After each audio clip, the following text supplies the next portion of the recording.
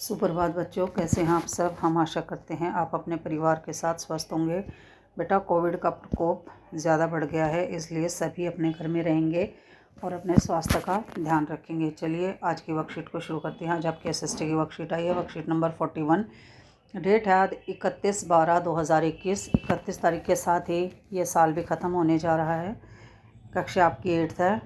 यहाँ आप अपना नाम लिखोगे, यहाँ आप अपनी क्लास टीचर का नाम लिखोगे जैसा कि आप लिखते आ रहे हैं। आज का जो वो पाठ है वो उद्योग ही है, जो हम पिछले कई वर्कशीट से पढ़ते आ रहे हैं। और आज का जो विषय रहेगा वो रहेगा औद्योगिक विपदा, यानी कि कोई ऐसी औद्योगिक दुर्घटना जिसका असर बड़े पैमाने पर हुआ हो। ठीक है, चलिए आज की वर्कशीट को शुरू करते हैं और देखते हैं कि इसमें क्या बताया गया है। ठीक है बेटा, चलिए। उद्योगों में दुर्घटना विपदा मुख्य रूप से तकनीकी विफलता या संकट उत्पन्न करने वाले पदार्थों के लापरवाही से उपयोग के कारण घटित होती है। ये बताया गया है कि जो औद्योगिक दुर्घटना होती है वो ज़्यादातर टेक्नोलॉजी के फेलियर की वजह से होती है, या कोई इस तरह की बेवकूफ़ी होती है या कोई चूक होती है जिसकी वजह से ये घटनाएं घटती हैं। ठीक है, भोपाल में भी एक ऐसी ही घटना घटी थी। भोपाल यानी कि मध्य प्रदेश। ठीक है, भोपाल में 3 दिसंबर 1984 को लगभग 12:30, इसको हम 12:30 पढ़ेंगे, बजे घटित औद्योगिक दुर्घटना अब तक की सबसे त्रासदीपूर्ण औद्योगिक दुर्घटना है। इसको त्रासदीपूर्ण दुर्घटना इसलिए कहा गया है क्योंकि इसमें जान और माल की बहुत ज़्यादा हानि हुई थी और इसमें जान की ज़्यादा हानि हुई थी। ठीक है बेटा, और इसका इफ़ेक्ट आज भी ये कहते हैं कि उस एरिया में देखा जा सकता है। यह एक प्रौद्योगिकी दुर्घटना थी जिसमें यूनियन कार्बाइड के कीटनाशी कारखाने, ये कारखाना था जिसमें कीटनाशक बनता था, से हाइड्रोजन साइनाइड तथा प्रतिक्रियाशील उत्पादों के साथ साथ अत्यंत विषैली ये गैस वहाँ से लीक हुई थी, मिथाइल आइसोसाइनेट, और इसको बोलते हैं MIC, इसकी शॉर्ट फॉर्म है। गैस का रिसाव हुआ, रिसाव का मतलब है कि वो लीक हो गई। 1989 में सरकारी सूचना के अनुसार इस दुर्घटना में 3,598 लोगों की मौत हुई। हज़ारों लोग बच गए। वो आज भी, जो लोग बच गए वो आज भी एक या अधिक बीमारियों जैसे अंधापन, जो लोग बचे हुए हैं उनमें ये बीमारियां फैली हुई हैं। कोई अंधा है, किसी की प्रतिरक्षा क्षमता जो है वो बिल्कुल कम है, और किसी को आंतों का कोई विकार है। ठीक है, चलिए इसी तरह की एक दुर्घटना चीन में हुई थी, इसको भी देखते हैं। 23 दिसंबर 2005 में चीन के गाओ कायो, ये जगह का नाम है, चोगगिंग में गैस कूप विस्फोट से 243 लोगों की मृत्यु तथा 9,000 लोग दुर्घटनाग्रस्त हो गए।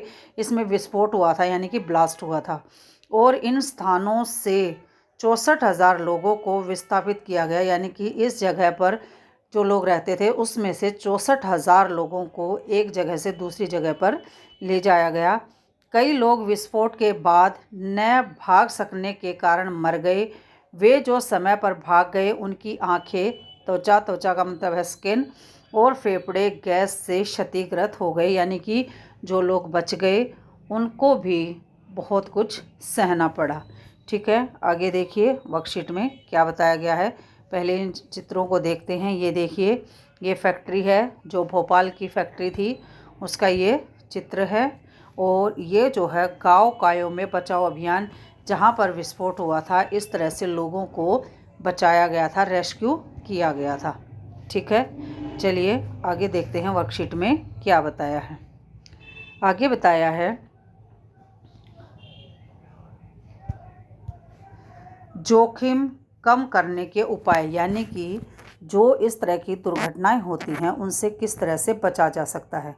ठीक है, घने बसे आवासीय क्षेत्रों को औद्योगिक क्षेत्रों से अलग बहुत दूर रखा जाना चाहिए, यानी कि रहने की और जहाँ पर कल कारखाने लगते हैं उस जगह में डिस्टेंस होना चाहिए, ताकि अगर कोई विस्फोट हो तो जान की हानि ना हो।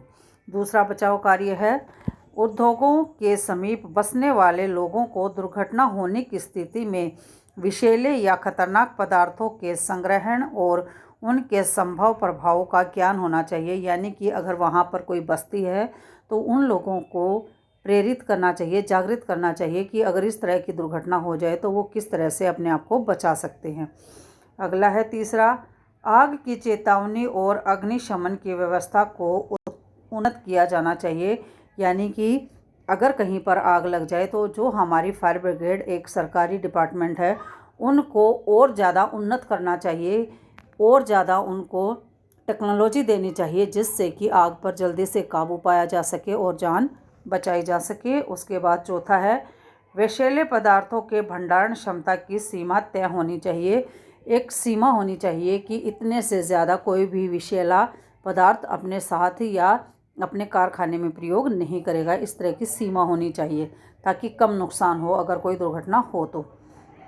लास्ट दे रखा है, उद्योगों में प्रदूषण नियंत्रण के उपायों को उन्नत किया जाना चाहिए। उद्योगों में इस तरह के उपाय करने चाहिए कि प्रदूषण कम से कम हो। नीचे देखिए बेटा, कुछ प्रश्न दिए गए हैं। इन प्रश्नों के उत्तर आप अपनी कॉपी में लिखोगे और ग्रुप में भेजोगे। ठीक है। प्रश्न नंबर 1 है, औद्योगिक विपदा का मुख्य कारण क्या होता है। नंबर 2 है, भोपाल में 1984 में हुए औद्योगिक विपदा का मुख्य कारण क्या था। इसमें कारण लिखना है। और प्रश्न नंबर 3 है, औद्योगिक विपदा को कम करने के उपायों पर अपने विचार लिखिए। इसके बाद देखिए बेटा, कोविड से संबंधित इंस्ट्रक्शंस चल रही हैं। जैसा कि आपको सिचुएशन का पता है, दिल्ली में हालात दोबारा से बेकाबू होते जा रहे हैं कोरोना के, इसलिए आप घर में रहिए, सुरक्षित रहिए।